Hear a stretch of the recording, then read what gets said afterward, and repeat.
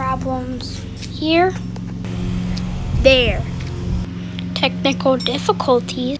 Smash that like button.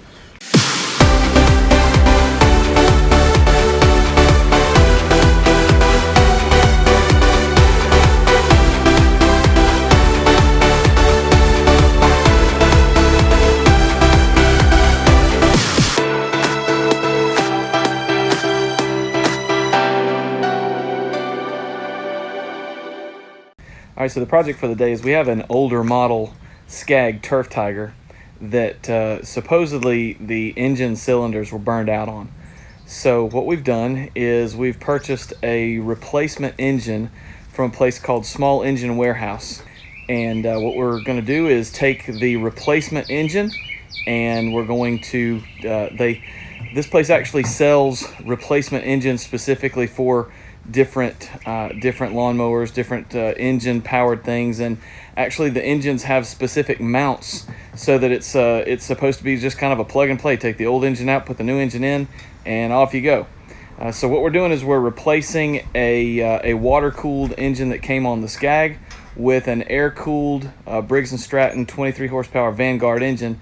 And so from Small Engine Warehouse has the base plate already mounted onto it. So what we're going to do is take the old engine out, take the old base plate out, and then replace it with the new engine. All right, so here's the replacement engine. It comes in that big old box right there. This engine weighs roughly about 80 pounds.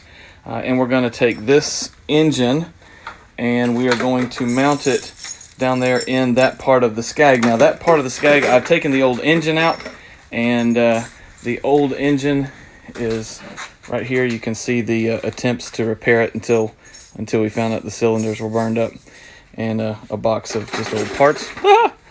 So what we're going to do now is we're going to take that base plate out, that base plate that sits down there where the engine was. We'll take that out, and then we will replace it with this engine, and we will I took the base plate off of this engine, so I'll show you how we're going to do that here in a minute. All right, so I've got my trusty sidekick here. He's going to help us do this.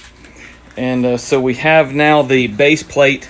It was just easier to do this with the base plate off, so we've taken the base plate off the engine, and we have gone ahead and mounted it here on the SCAG. So you can see that the front pieces are mounted there. And there you can just use the old hardware. Then that base plate mounts to this vertical piece of steel, and there's 3 bolts here, and then one behind the clutch over there. This is definitely a job that you'll want 2 people on, one to be underneath and one to be up top to do that. The one modification that we did have to do was that this base plate came and it did not have holes for us to mount the fuel pump. And so we took the fuel pump off the old base plate, drilled 2 holes there, and then mounted the fuel pump where in the general area of where it was on the old base plate. So now what we'll do is put the new engine in here and then start lining up a lot of holes.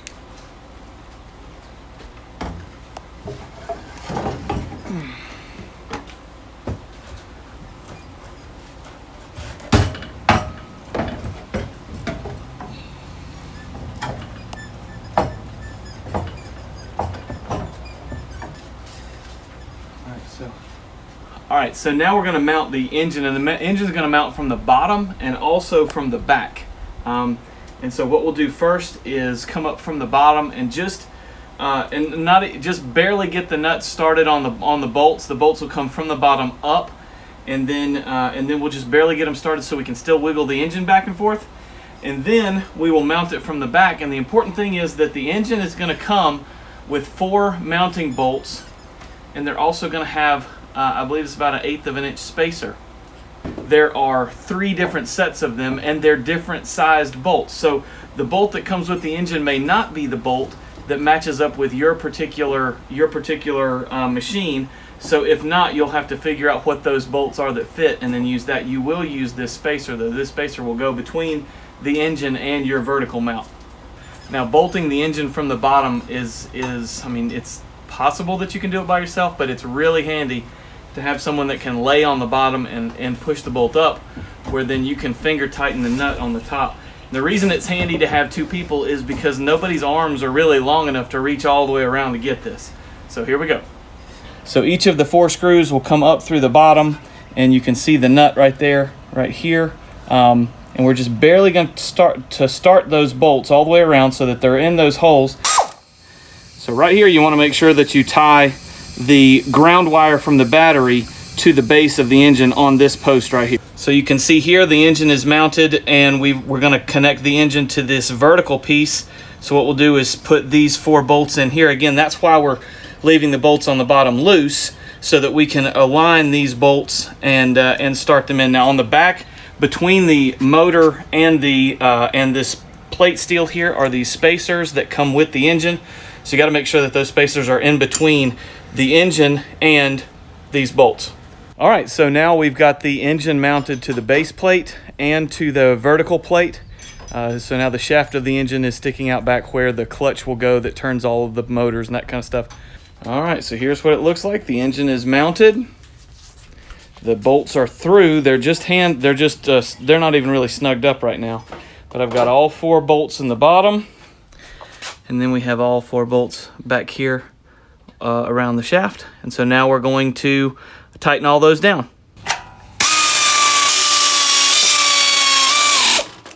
That's longer than I remember. All right. Okay, I'm going under the SCAG. Oh no, I'm using this. Yep.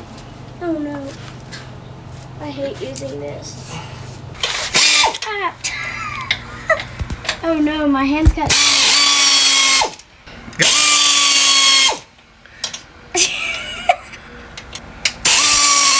That's good. Oof. Next one, last one.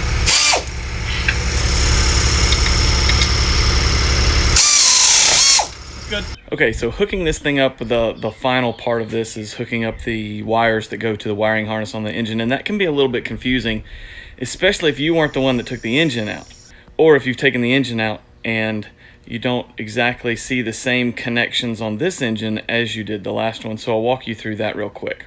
All right, from here, we have a wire here that's labeled oil pressure, so we're going to put that on the oil pressure sensor. Now we're going to connect the wiring harness. The fuel hose goes to the fuel filter.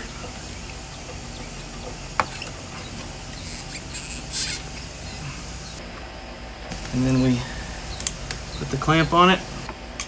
All right, so here on the screen, I have a diagram of the actual connections for the engine. So first off, you can see that the main battery wire runs from the battery to the solenoid. The switch runs from the switch on your key switch, to this blue wire. So let's hook those up right now. The battery goes to this side of the solenoid, or the battery cable, and then comes back to the battery. We'll hook up that part last. This wire here goes to the starter solenoid.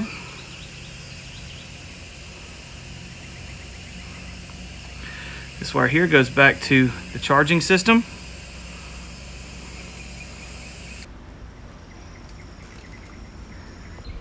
Your channel. Ooh, yeah. Got it. I told you it was sharp. Now, it goes without saying that a new engine isn't going to have any oil. So after the engine is installed and everything, you've got to put the correct amount of oil into the engine. Okay, I'm terrible at pouring. How much? All of it.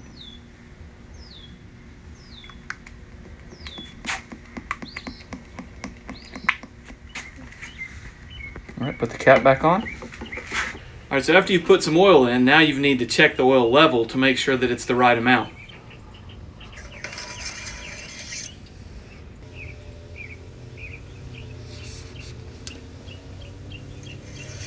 And we're good. This piece here is the drive pulley that comes off the shaft of the engine for these back things. These back pulleys that drive the hydraulic motors. We'll be able to adjust, we'll be able to take the tension off of that to be able to then get that belt on that pulley and then let off, and then now the tension is on that. That idler holds the tension. Now we will put the clutch on. Okay, start at the bottom.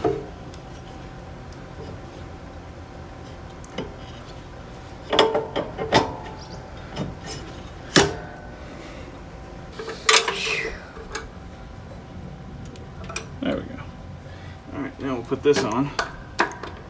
It smells like apple juice. There we go. So now, we'll get this piece up. Put that on, and then we'll put this clip on.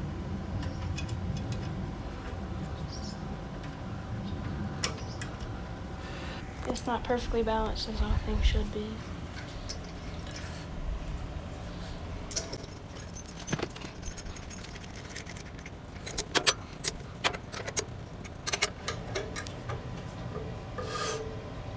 Okay, alright, so now we'll close this up. Just leave that up. Got blood on it.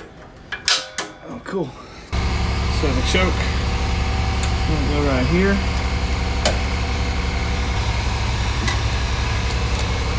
We're just going to kind of get this set. We're not going to tighten it down quite yet. And this is the throttle. The throttle says this goes right here. Took a nice little chunk out of your thumb. The flesh donation. Papa SCAG. Alright, so now what we'll do, those are just kind of tightened. Now this says that it's full choke right now. And this is well, it's no not choke. tight. It's not tightened down. That's no choke. So you gotta tighten it down. So we want to take the no choke and tighten it all the way on the where it's not choked. And now, if we choke, it brings it back. If we off, we don't. All right, cool. That's done. And now throttle is wide open. So this is nothing right here.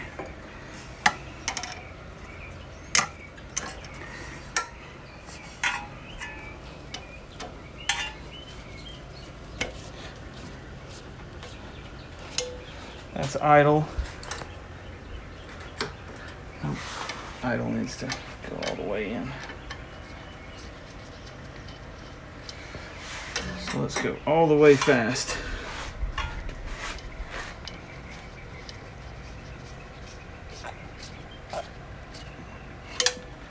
And now, slow, fast. Guess what? We're done? We're done. Woohoo! Okay, How long was the video? 17 minutes. 17 minutes to put an engine in a SCAG. World record time. How's the thumb? Alright, so this is test number 1 to see if it actually worked. No! Oh no. What happened? Oh, you know what? We're not hooked up to the battery post. Okay, well, maybe, dear Lord Jesus.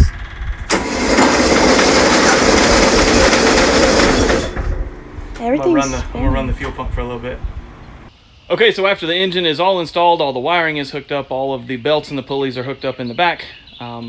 Make sure that all of your hydraulic pumps are closed and the dump valves are off. So if you were moving the engine around, just do another once over. Make sure that the negative wires from the battery are actually connected to the engine block. Make sure the positive wires are connected to the solenoid, and then the other wires are good and connected and crimped. And then climb on and let her rip.